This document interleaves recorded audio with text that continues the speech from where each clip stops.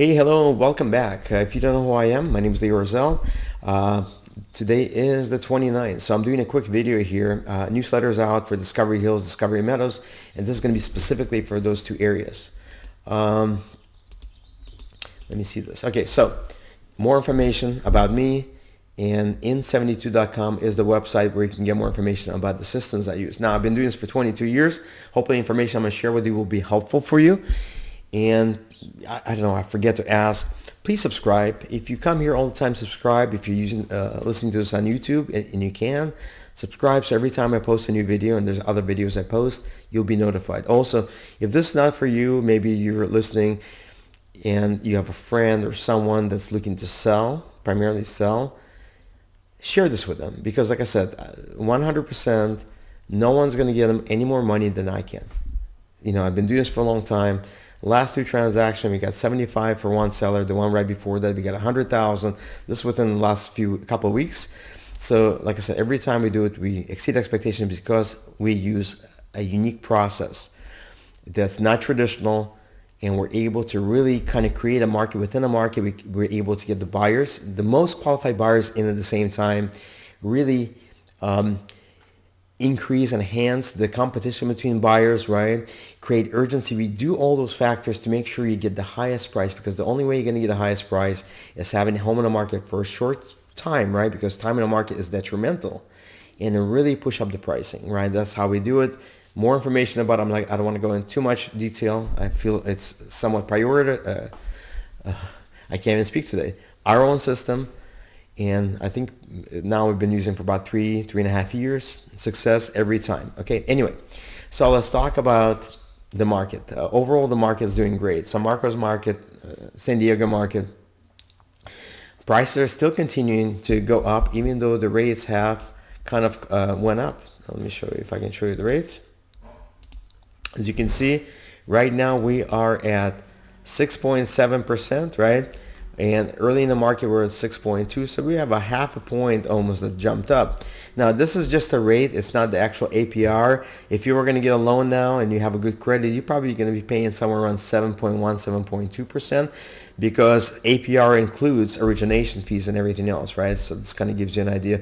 See, 168, we kind of jumped up because the inflation numbers got worse. Basically, that's the reason we jumped up. Inflation is going to continue. I know a lot of people are listening to the TV saying, hey, you know, this is short term. No, it's not short term. They're just trying to BS you, bullshit you. Inflation's going nowhere, okay? This is one of those things, when you push the toothpaste out of the tube, you're stuck with it. You're just going to be stuck with it. And if you've gone to the restaurants, if you've gone shopping, at Costco and buying produce, whatever you buy, and you can see the price have gone up considerably. You just can't not see it. You can't unsee it, right? So just the way things are is going to continue. So if you're waiting on the sideline, if you happen to buy another property, maybe for your kids or for yourself, there's not going to be a crash. There's no reason for a crash. The factors are just not going to happen. Everybody has equity. Even if they're distressed, which not a lot of people are distressed, they still have equity. They can sell the property. So there's not going to be a lot of foreclosures. So if you're in a crash is coming group, well, I'm sorry, you may want to look at the reality of the situation. Anyway, I want to talk a little bit about what's going on in Discovery Hills. Let me pop this up. Okay, so let's look at the market here. A couple of properties let's start with closed. It's like I picked one up that shouldn't be here, but anyway, one closed 3/26/2024, 752 Lupine, 5 days in the market. This is perfect time in the market. 4-bedroom, 3-bath, 1746 square feet, 1996 built. As you can see, it was $995 was asking price. They got $1,010,000. It's about 15,000 or so higher. Another one closed on Sonoma, 650 Sonoma. As you can see here, 4, 2.5, 2,273 square feet. Asking price was $1,149. Closed at $1,168. About 20,000 more. It's okay. Right, one pending on McKenzie, 864 McKenzie's pending. It's a 2-bed smaller home, 2-bedroom. I think it's a 2.5-bath actually. 1177 square feet. Asking price is $825. 15 days in the market. Probably going to be a price reduction because, like I said, the home sits in the market for about 2 weeks, and that price point, there should be a lot of demand. If there's nothing happening, there's probably going to be a price reduction. That's why everything we do happens in one weekend, right? You hire me, we get things ready by Monday, right? We have pictures and we open the gates and get everybody in Saturday, Sunday. We create an auction or semi-auction effect. I want to have excitement that will push the property price up, okay? And let's say it again. We get substantially more money for our clients all the time. When I say substantial, I'm not talking about 10, 15 like here. I'm talking about 30, 50, 80, 100. Last two, we had a $75,000 increase and a $100,000 above asking price. We've hit $300,000 above, 30% over asking. This was about a year and a half ago. So like I said, we're somewhere in between. Just it's the system, it's the process, it's the strategy. It's all about that. Okay. So anyway, that's all about this. About, as you can see, there's one in Via Veracruz. I've been on the market for 7 days. 4-bedroom, 3-bath. I think that's 2.5 bath actually. $3,099. Asking price $1,393,000. Via Veracruz happens to be kind of a busier street, right? As people go up and down. So I did not see anything special about this property, so we'll see if it sells at that or is going to be a price reduction. I think there'll be a price reduction, so join me on the next video. We'll see what happens, right? Another one active on Shenandoah, 4-bedroom, 3-bath, 1746 square feet, $999. This will likely sell pretty quickly. It's 3 days in the market so far. So let's come back and talk to you about some other stuff. Okay, what I want to talk to you, I want to touch on the lawsuit because a lot of people have been asking me about it. Let me just tell you my view on it. This is a lawsuit against NAR, National Association of Realtors. Basically, they're a trade organization for us. As far as I'm concerned, see them, they're a mafia. And the reason they're a mafia, I have to pay them to be part of an MLS, right? I have no option. They really don't do anything for me. In fact, most of the time, they do things more for consumers. And this is why this is so crazy, right? Most of the things they do is actually for consumers. They go out and they advocate for home ownership, etc., etc. in Congress. They're a lobby group, right? So what happened is basically in Missouri somewhere, there was a PI attorney of all people. It took a case, class action, which are on contingency. That's how we work, right? On contingency, basically saying he found a couple of useful idiots, sellers, that sold the house and they're complaining, why do they have to pay a buyer agent, right? 2.5% or 2%. They were saying there was price fixing. Everybody has the same price. And whoever NAR, the attorneys that NAR hired, right? And NAR gets hundreds of millions of dollars from us every year because everybody has to be part of it, right? They hire some nimwits, attorneys who just totally blew up this case, right? Basically, they were sued because of supposedly price fixing and why do sellers have to pay for that? Well, ultimately, let me just say my 2 cents about it. Sellers don't have to pay that. There's always options. The seller can always sell on their own, right? They don't need to use an agent if they don't want to. It's stupid, but they can do that. They can also use discount brokers, right? There's brokers all around. They'll charge you 1%. There's help you sell, assist to sell, sell for less, whatever. There's all kinds of options. Obviously, they don't provide any kind of value, and that's why they underestimate or charge you less because they just throw you on the MLS, right?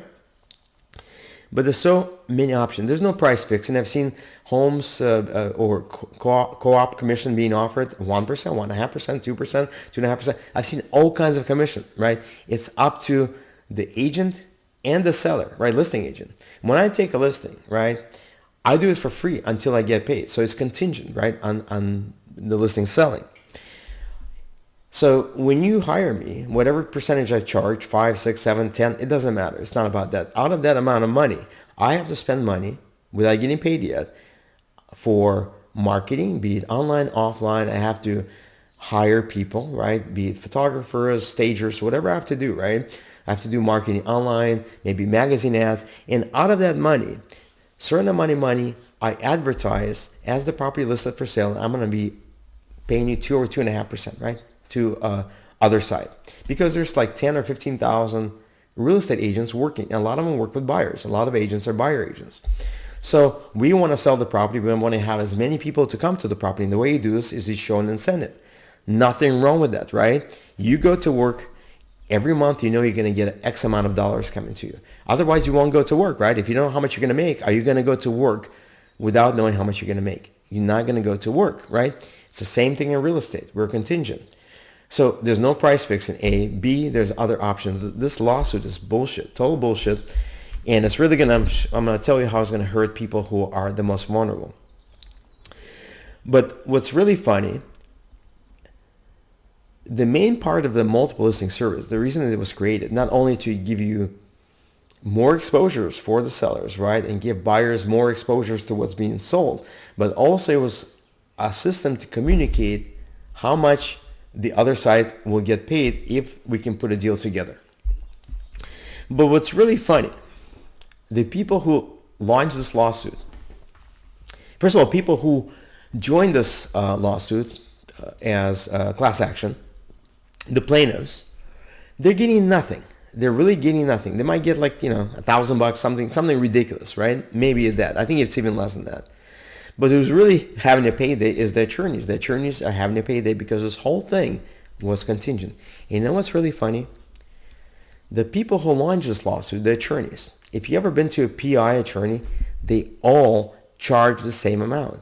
They all charge 33 1/3% to represent you if there is a personal injury case, right?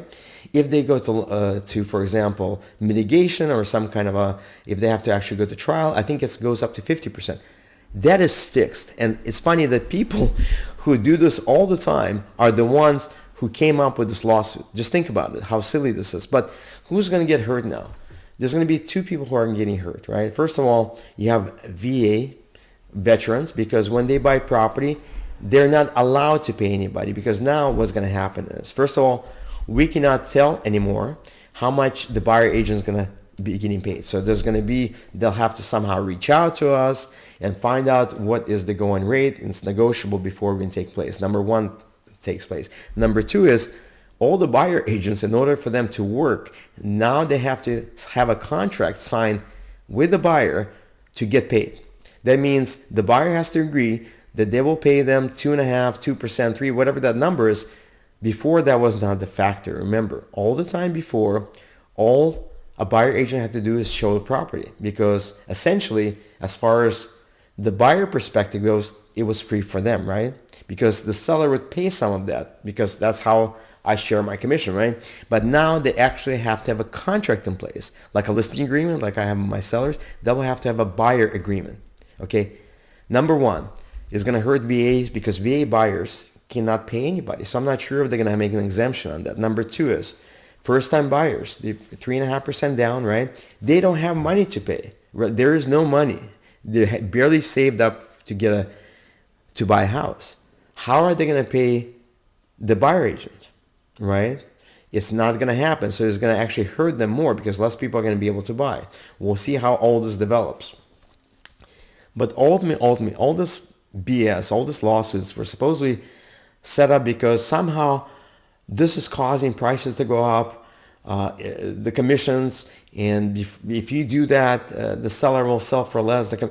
None of that's going to happen. Everything in this world is relative.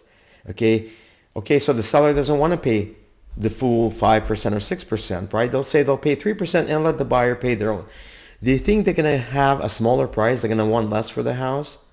Think again. It's not going to happen. It's going to change nothing. Okay, it's changing nothing. The buyers, the price is not going to change the price. It's not going to make the price any less. This is a stupid lawsuit. Again, I'm looking back at NAR with hundreds of thousands of dollars.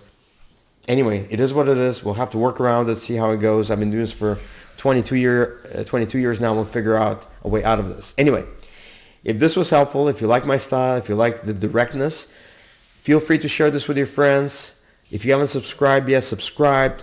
If you're looking to sell your house, I think you already know you're looking at the best person to do that for you. I'll show that to you when we meet. Otherwise, thank you for stopping by. Thank you for watching this, and we'll see you on the next one. Bye-bye.